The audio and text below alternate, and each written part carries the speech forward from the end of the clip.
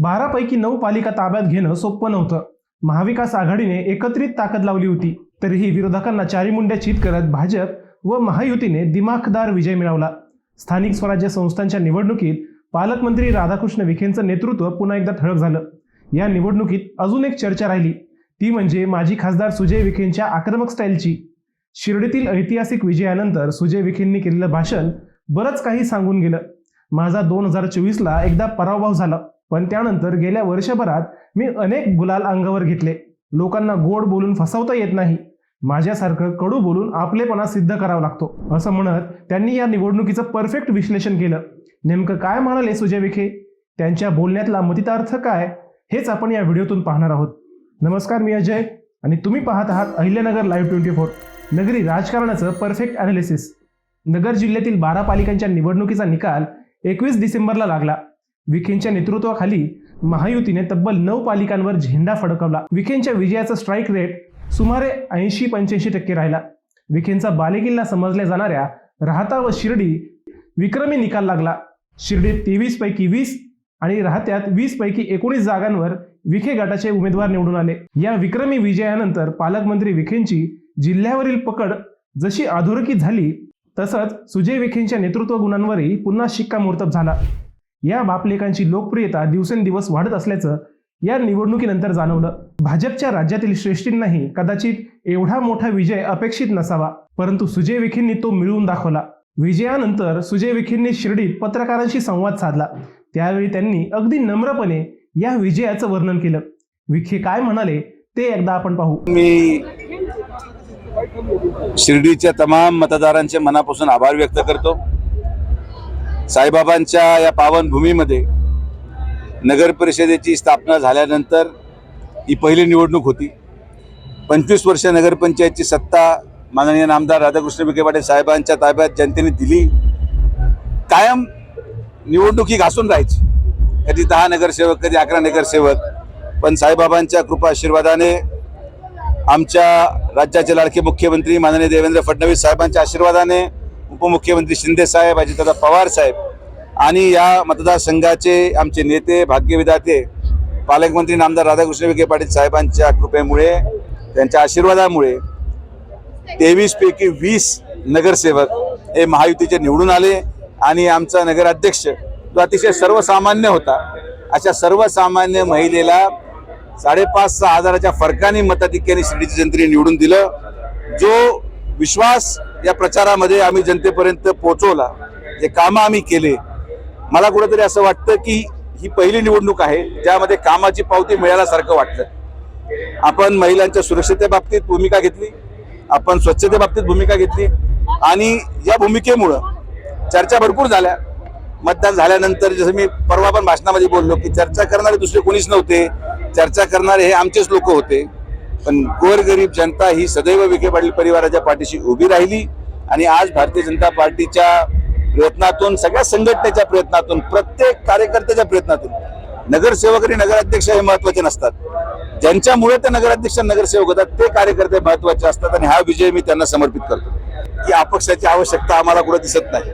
20 नगरसेवक ऑलरेडी माझ्याकडे आहेत, त्यांनाच बॅलन्स करता करता मला 5 वर्ष जातील। त्यामुळे आता जे 3 अपक्ष आले त्यांना शुभेच्छा आहेत। जे दुर्दैवाने आमचे उमेदवार पडले महायुतीचे, त्याच्यामध्ये सुजित एक होता, योगेश गोंदकर एक अतिशय तरुण मुलगा जो भारतीय जनता पार्टीचा अगोदरपासून संघटनेमध्ये होता तो पडला, आणि विजू जगताप आमच्या अनिताताई होत्या, त्यांचा देखील पराभव झाला। तर निश्चित त्यांचा पराभव हा वेदनादायी आहे। त्यांच्या पराभवाला त्यांनी केलेले कामं आणि त्यांचा पराभव हे जुळून येत नसेल, आता जनता जनार्दनचा निर्णय होता। सगळे अपक्ष जे निवडून आले त्यांना देखील माझ्याकडून शुभेच्छा आहेत आणि मी त्यांना विश्वास व्यक्त करतो की जरी ते आमच्या महाविकास आघाडी महायुतीच्या विरोधात निवडून आले असतील तरी सुद्धा त्यांच्या प्रभागामध्ये विकास निधी आम्ही कमी पडू देणार नाही, कारण की शिर्डी हा एक परिवार आहे आणि सबका मालिक एक आणि श्रद्धा आणि सबुरीचा सल्ला घेऊन आम्ही काम करतो। आणि त्याच्या कामाची पावती आज शिर्डी मतदारसंघ स्थापन झाल्यापासून राहता असेल आणि शिर्डी असेल, एवढं मताधिक्य आम्ही आमच्या उभ्या आयुष्यामध्ये कधी पाहिलं नाही, जे आज जनतेने प्रेम दिलं। आणि ही जबाबदारी आहे पुढच्या 5 वर्षामध्ये 3 वर्षामध्ये शिर्डी साफ करण्याचा जो संकल्प होता, मी तुम्हाला शब्द देतो, राहता आणि शिर्डी गुन्हेगार मुक्त केल्याशिवाय सुजय विखे थांबणार नाही आणि त्याची सुरुवात आमच्या नगराध्यक्षापासून आम्ही उद्या करणार आहोत. राहता नगर परिषदेमध्ये भूतना भविष्य 20 पैकी 19 नगरसेवक हे महायुतीचे आले. त्यानंतर आमचे उमेदवार डॉक्टर स्वाधीन गाडेकर जवळपास 13,000 मताच्या बेरजेमध्ये 4,800 मताधिकारी निवडून येतात. याचाच अर्थ राहत्याच्या जनतेने माननीय नामदार साहेबांनी केलेल्या कामावर विश्वास ठेवला. माननीय मुख्यमंत्री उपमुख्यमंत्र्यांनी जो निधी या मागच्या 1 वर्षामध्ये दिला, जो शेतकऱ्यांना आपण कालव्याचा लाभ दिला, अनुदानाचा लाभ दिला, याचा फार मोठा परिणाम. आणि विशेषतः या दोन्ही विजयामध्ये आमच्या लाडक्या बहिणी विसरून चालणार नाही. लाडक्या बहिणीचा आशीर्वाद सदैव या भावाच्या पाठीमागे आहे आणि आम्ही त्या पूर्ण ताकदीने लढू. संगमनेरमध्ये महायुती पराभूत झाली आहे, यात काही दुमत नाही. आमचे शेवटी लक्षात घ्या, संघटन प्रत्येक निवडणूक वेगळी असते. विधानसभा ही वेगळी होती, नगरपंचायत वेगळी आहे, आता येणाऱ्या जिल्हा परिषदा वेगळ्या राहणार आहेत. ग्रामीण भागात शहरी भागाचे प्रश्न वेगळे वेगळे असतात. मला असं वाटतं की त्या पराभवाला दुसऱ्या कुठल्याही अँगलने न पाहता, पराभव सगळ्यांचा होऊ शकतो, त्यांचाही झाला होता. जनतेने परत त्यांना संधी दिली, कदाचित त्यांनी काही सुधारणा त्यांच्या कार्यपद्धतीमध्ये केल्या असाव्यात. पण सांगायचं तात्पर्य की आम्ही खचणार नाही आहोत. येणाऱ्या जिल्हा परिषद पंचायत समितीमध्ये मी तुम्हाला विश्वास देतो की 70% जागा संगमनेर तालुक्यामध्ये हे महायुतीच्या आल्याशिवाय राहणार नाही.